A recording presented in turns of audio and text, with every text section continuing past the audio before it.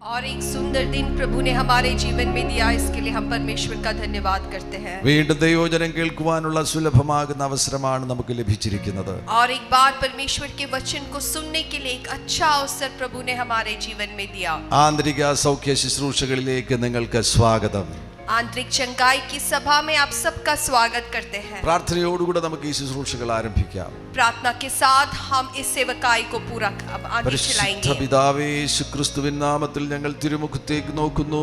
ഇന്നത്തെ ഈ നല്ല സുദിനം ഞങ്ങൾക്ക് നൽകി തന്നതിനായി സ്തോത്രം ചെയ്യുന്നു. स्वर्गीय पिता यीशु मसीह के नाम से हम आपके मुंह की ओर देखते हैं प्रभु। അങ്ങയുടെ വചനം കേൾക്കുവാൻ വേണ്ടി ഞങ്ങൾ വലിയ താല്പര്യത്തോടുകൂടി അങ്ങയുടെ സന്നിധിയിലായിരിക്കുമ്പോൾ മഹാത്ഭുതങ്ങളെ ചെയ്യണമേ. प्रभु आपके वचन सुनने के लिए बड़े प्रभु उत्साह से प्यास से आपके सन्मुख हम बैठे हैं प्रभु।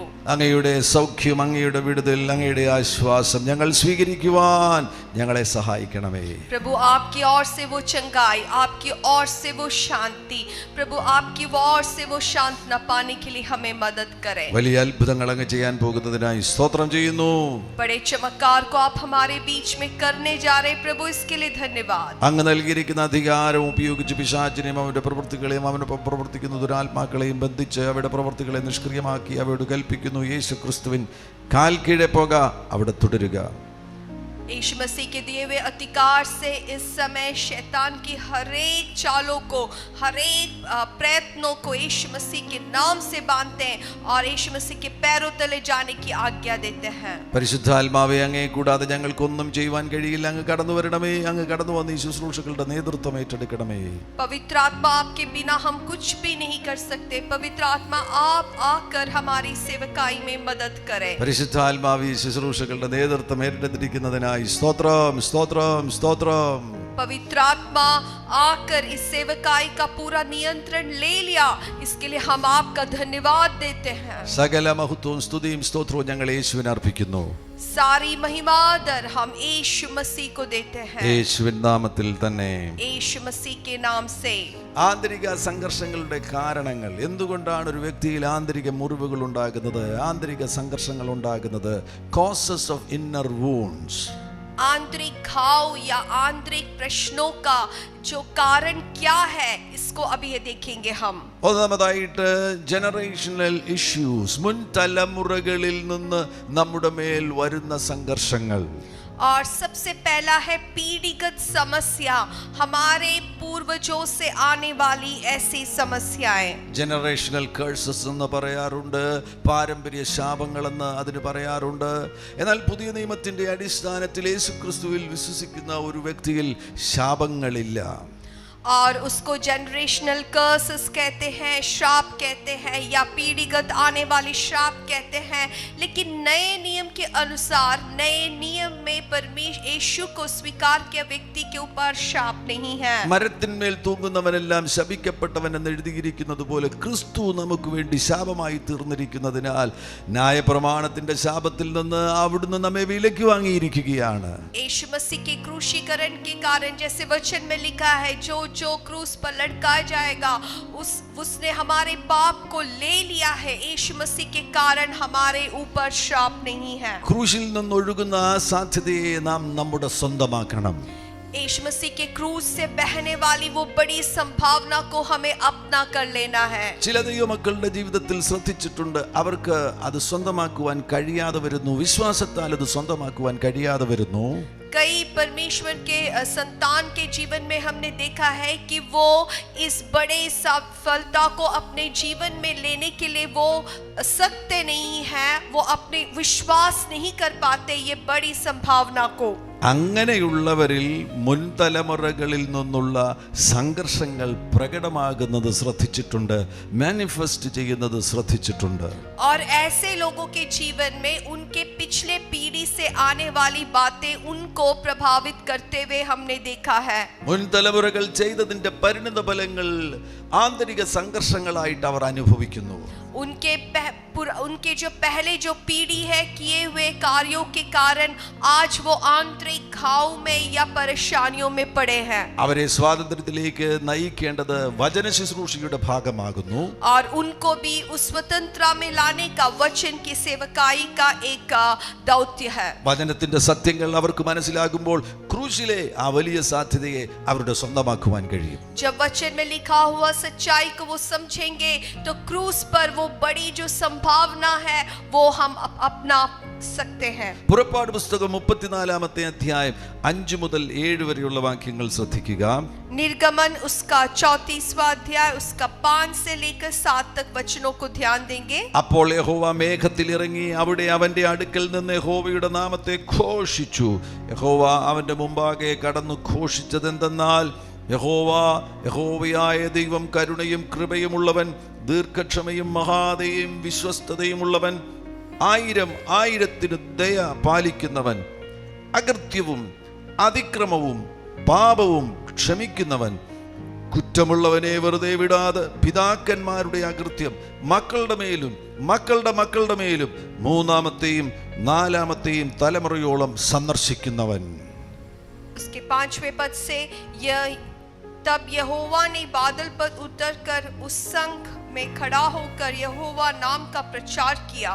यहोवा उसके सामने होकर यो प्रचार करता हुआ चला, यहोवा यहोवा ईश्वर दयालु और अनुग्रहकारी, क्रोध करने में धीरजवर, अति कृपामय और सत्य, हजारों पीढ़ी तक निरंतर करुणा करने वाला, अधर्म और अपराध और पाप का क्षमा करने वाला, परंतु दोषियों को वो किसी प्रकार निर्दोष ना ठहराएगा.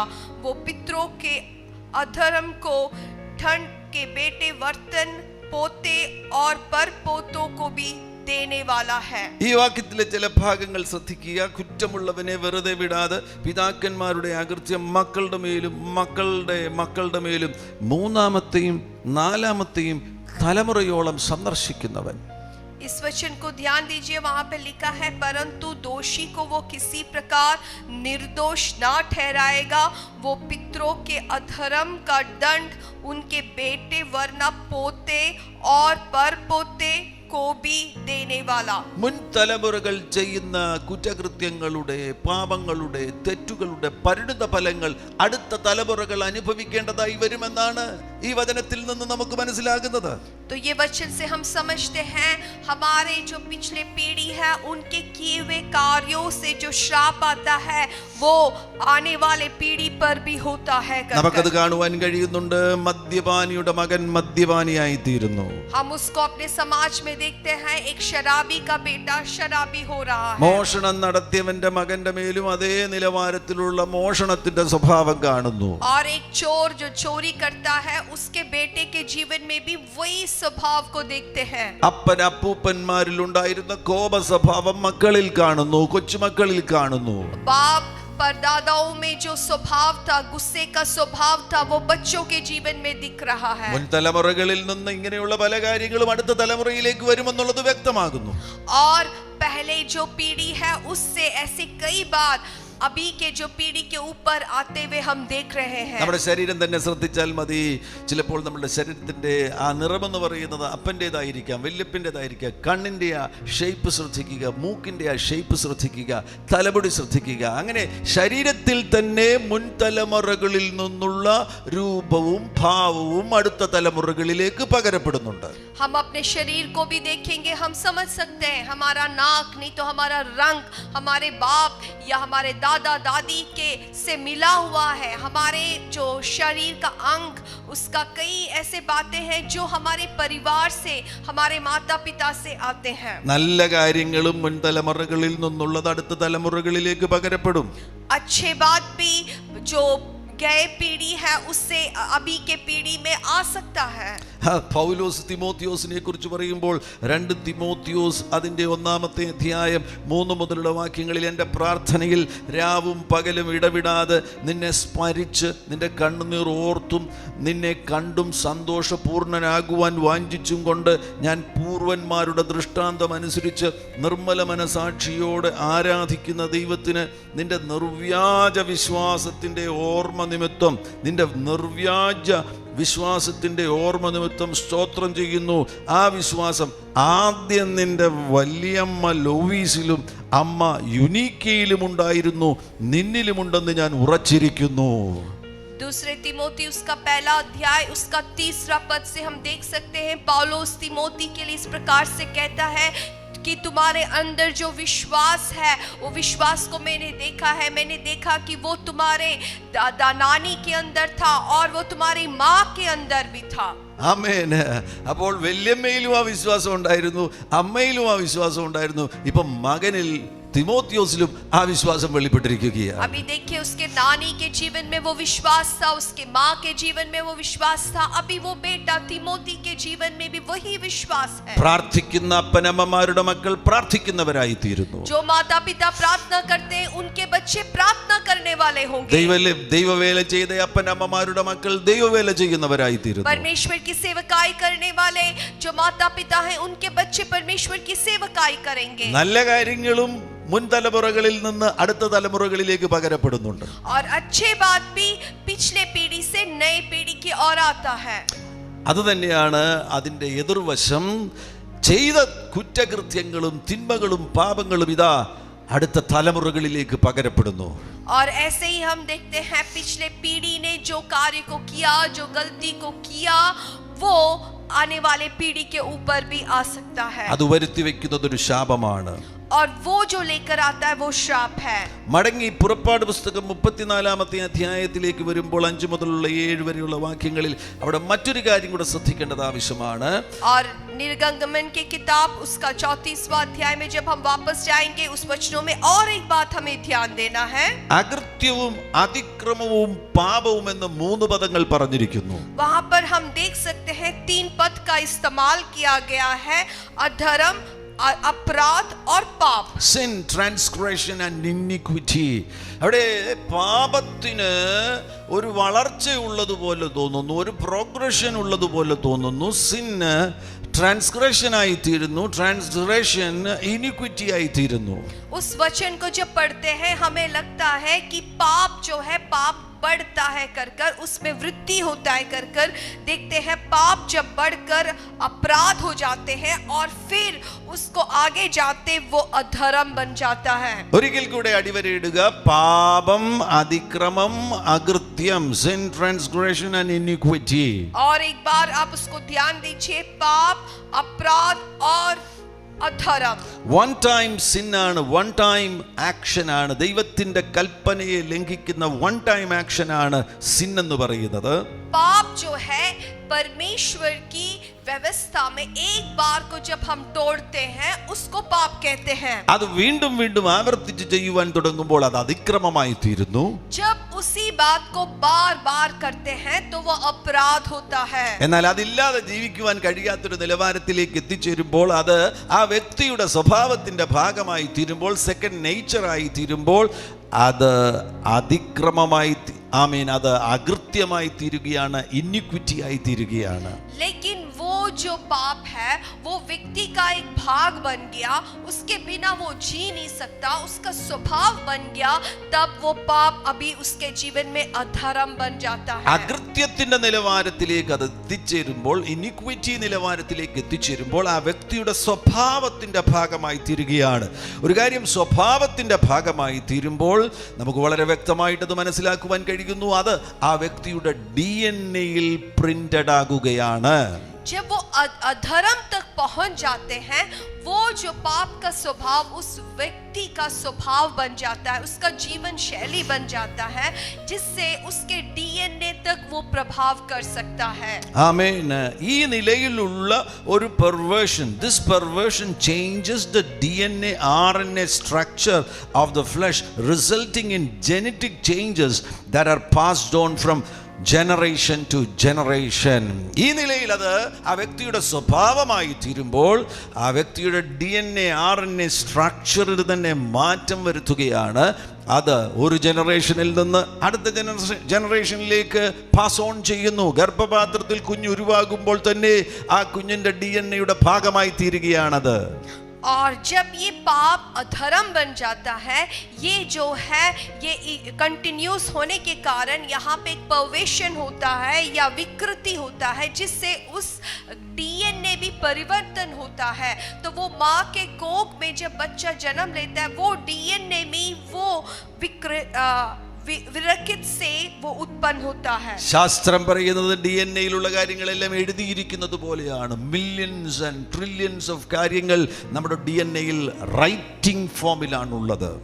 और साइंस का कहना है कि हमारे डीएनए में सब कुछ लिखा हुआ है, जैसे सब कुछ लिख कर रखते हैं, उसी प्रकार एक व्यक्ति के जो बात है सब कुछ लिख कर रखा है. 139 സങ്കീർത്തനം 16 വാക്യത്തിലേക്ക് പോകുമ്പോൾ, ഞാൻ പിണ്ഡാകാരമായിരുന്നപ്പോൾ നിന്റെ കണ്ണ് എന്നെ കണ്ടു. ആ ഭാഗം നിശ്ചയമായിട്ടും മനുഷ്യന്റെ DNA കുറിച്ചുള്ളൊരു പരാമർശമാകുന്നു എന്ന് ഉറപ്പിക്കുവാൻ കഴിയും. ഞാൻ പിണ്ഡാകാരമായിരുന്നപ്പോൾ നിന്റെ കണ്ണെന്നെ കണ്ടു. നിയമിക്കപ്പെട്ട നാളുകളിൽ ഒന്നുമില്ലാതിരുന്നപ്പോൾ അവയെല്ലാം നിന്റെ പുസ്തകത്തിൽ എഴുതിയിരുന്നു.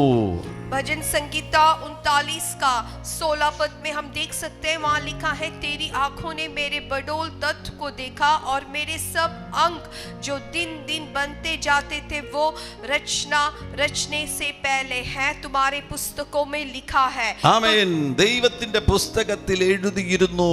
ഒരു കുട്ടി അമ്മയുടെ ഉദരത്തിൽ ഉരുവാകുമ്പോൾ ദൈവത്തിന്റെ ഇൻവോൾവ്മെന്റ് അതിലുണ്ട് എന്ന് കഴിഞ്ഞ എപ്പിസോഡിൽ ഞാൻ പരാമർശിച്ചു. അങ്ങനെയെങ്കിൽ ആ കുട്ടി എന്താകണമെന്നുള്ളതിനെ കുറിച്ച് ദൈവത്തിനൊരു പദ്ധതിയുണ്ട്. ആ കുട്ടി ഈ ഭൂമിയിലായിരിക്കുമ്പോൾ ദൈവത്തിൻ്റെ ഏതൊക്കെ പർപ്പസുകളാണ് പൂർത്തീകരിക്കുവാൻ വേണ്ടി ഈ ഭൂമിയിലായിരിക്കുന്നത് എന്ന് ദൈവത്തിനൊരു പദ്ധതിയുണ്ട്.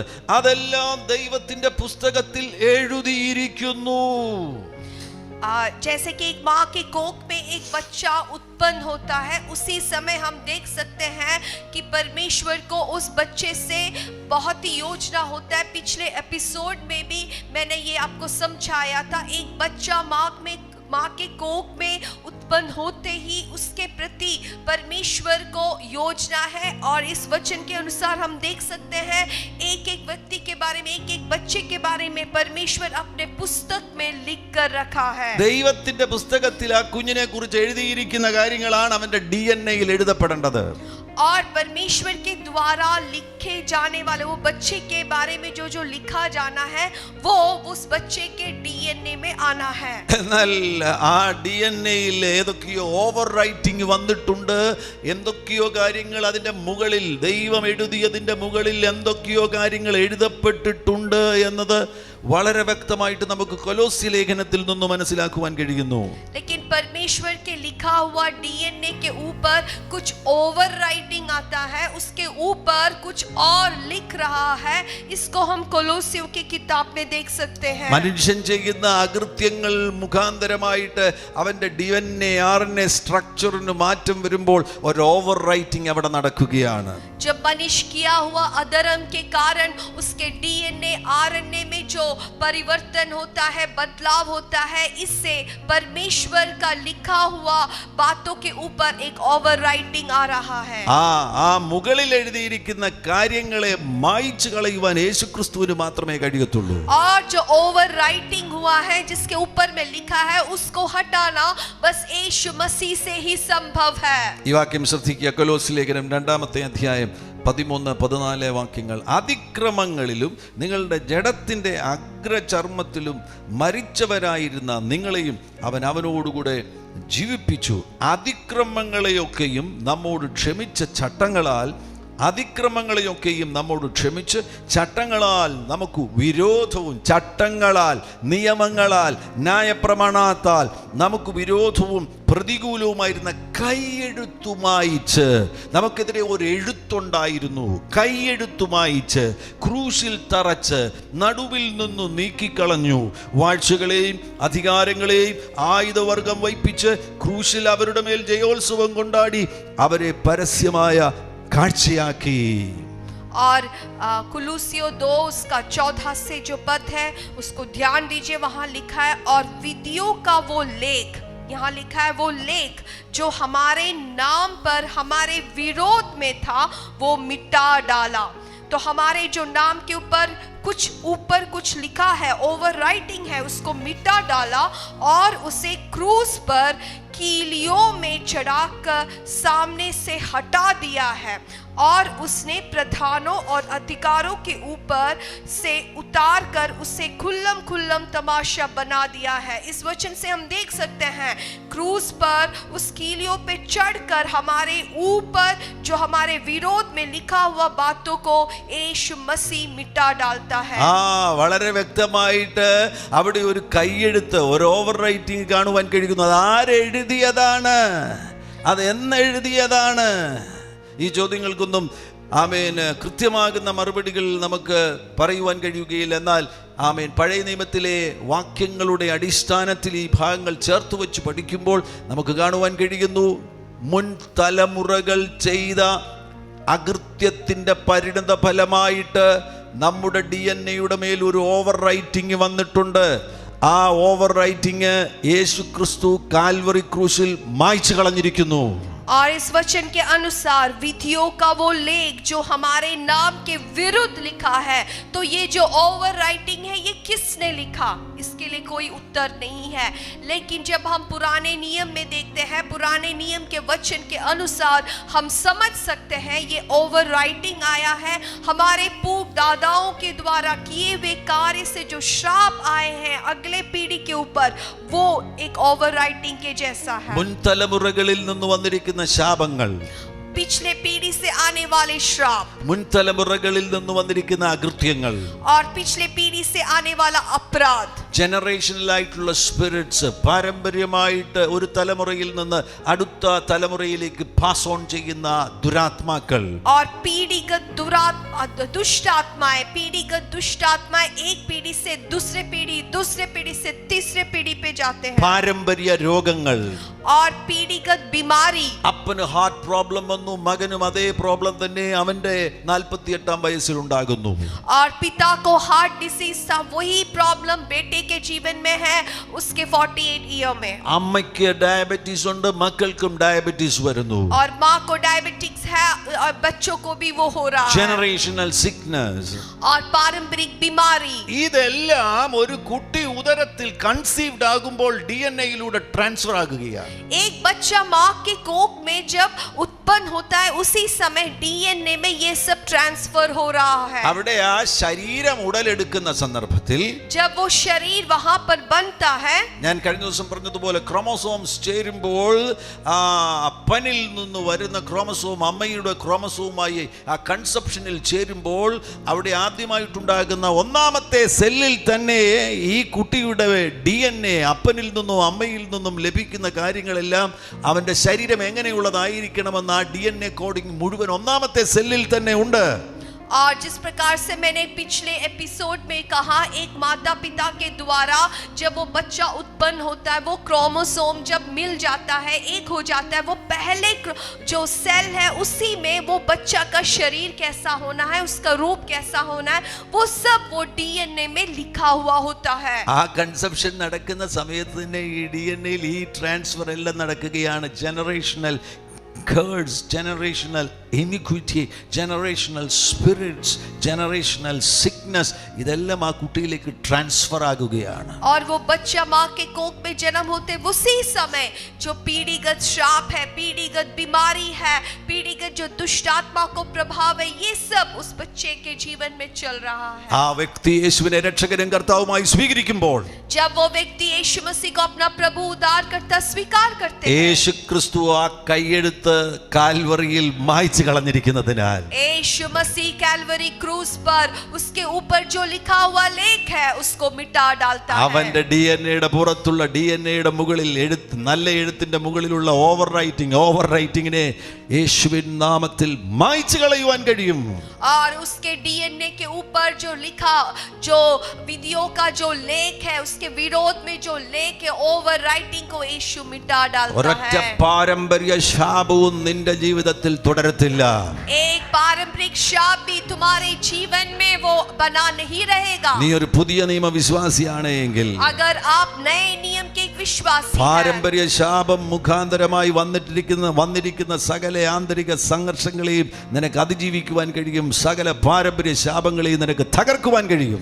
और पीढ़ीगत आने वाली हर एक श्राप, हर एक पाप की जो स्वाधीनता से आप छुटा पा सकते हैं, आप उससे बाहर आ सकते हैं। നിങ്ങൾക്ക് ആർക്കെങ്കിലും ഈ മേഖലയിൽ ഒരു പൂർണ്ണ സ്വാതന്ത്ര്യം കിട്ടിയിട്ടില്ല എന്ന് തോന്നുകയാണെങ്കിൽ, अगर आपको लगता है कि इस क्षेत्र में पूरी तरीके से मुझे वो स्वतंत्रता नहीं मिला है, നിങ്ങൾക്ക് ഇപ്പോഴും മനസ്സിലാക്കുവാൻ കഴിയുന്നു, ഞാൻ രക്ഷിക്കപ്പെട്ടതിനു ശേഷം ഇപ്പോഴും എൻ്റെ മുൻ തലമുറകളിൽ നിന്നുള്ളത് എന്തൊക്കെയോ എൻ്റെ പുരോഗതിക്ക് തടസ്സമായി നിൽക്കുന്നു. आपको लगता है आप यीशु मसीह को उद्धारकर्ता स्वीकार किए, लेकिन अभी भी आपके जीवन में पीढ़ीगत से आने वाली कई बातें आपका पीछा कर रहा है। അങ്ങനെയുള്ളതിന്റെ ചില അടയാളങ്ങൾ ഞാൻ പറയാം. उन लोगों के लिए कुछ ऐसे निशान है, लक्ष्य है, मैं बताऊंगा। രക്ഷിക്കപ്പെട്ടതിനു ശേഷം ഇപ്പോഴും പാരമ്പര്യ ശാപങ്ങൾ നിങ്ങളെ അനുഗമിക്കുന്നുണ്ടോ എന്ന് നിങ്ങൾക്ക് എങ്ങനെ അറിയുവാൻ കഴിയും? किस प्रकार से आप जान सकते हैं आप उद्धार पाए हैं लेकिन अभी भी वो पीढ़ीगत श्राप आपके पीछे है? ഒന്ന്, അവരുടെ ജീവിതത്തിൽ ഏത് കാര്യത്തിന് തുടക്കമിട്ടാലും there will be confusion and failure in everything you engage or do. നീ ചെയ്യുന്ന കാര്യത്തിന്റെ മേലെല്ലാം കൺഫ്യൂഷൻ വരികയാണ്. ഏതെങ്കിലും ഒരു കാര്യം തുടങ്ങുകയാണെങ്കിൽ അതിൽ ജയം ലഭിക്കുന്നില്ല, ആവർത്തിച്ച് പരാജയം സംഭവിക്കുന്നു. आप अगर कुछ भी कार्य करते हैं, कुछ भी चीज करते हैं, लेकिन उस सब में गड़बड़ी होता है, असफलता होता है, किसी में भी आप विजय को प्राप्त नहीं कर पाते हैं। മറ്റൊരു അടയാളമാണ്, ഒരു കാര്യത്തിലും അഭിവൃദ്ധി പ്രാപിക്കുവാൻ കഴിയുന്നില്ല. You shall not prosper in your ways. നിന്റെ വഴികളിൽ നിനക്ക് അഭിവൃദ്ധി പ്രാപിക്കുവാൻ കഴിയുന്നില്ല. और आपके किसी भी रास्ते में आपको सफलता नहीं मिलता। മറ്റൊരു പ്രധാനപ്പെട്ട കാരണം, നിന്റെ ജീവിതത്തിൽ സമ്പത്തുണ്ടാക്കുവാൻ നിനക്ക് കഴിയുന്നില്ല, വെൽത്ത് നിനക്കുണ്ടാകുന്നില്ല, വരുന്നതെല്ലാം ചോർന്നു പോകുകയാണ്. और आपकी कमाई वो बढ़ नहीं रही है, आप कमाते हैं लेकिन वो सब खत्म हो जाता है, आपको वेल्थ नहीं है। നിനക്ക് ദിനംതോറും ഇൻകം ജനറേറ്റ് ചെയ്യുവാനുള്ള എബിലിറ്റി ഇല്ലാതെയായി തീരുകയാണ്. നിനക്ക് വെൽത്ത് ഇല്ല എന്നത് മാത്രമല്ല, ഡെയിലി ഇൻകം നിനക്ക് ജനറേറ്റ് ചെയ്യുവാനുള്ള എബിലിറ്റി പോലും നഷ്ടമാകുന്നു. और आपके जीवन में हर रोज जिंदगी के लिए जो आवश्यक है वो इनकम भी जनरेट आप नहीं कर पा रहे हैं। രോഗങ്ങളുടെ മേഖല, അപ്പനിലുണ്ടായിരുന്ന രോഗം തന്നെ മകനിലും വെളിപ്പെടുന്നു. पिता के पास जो बीमारी था वही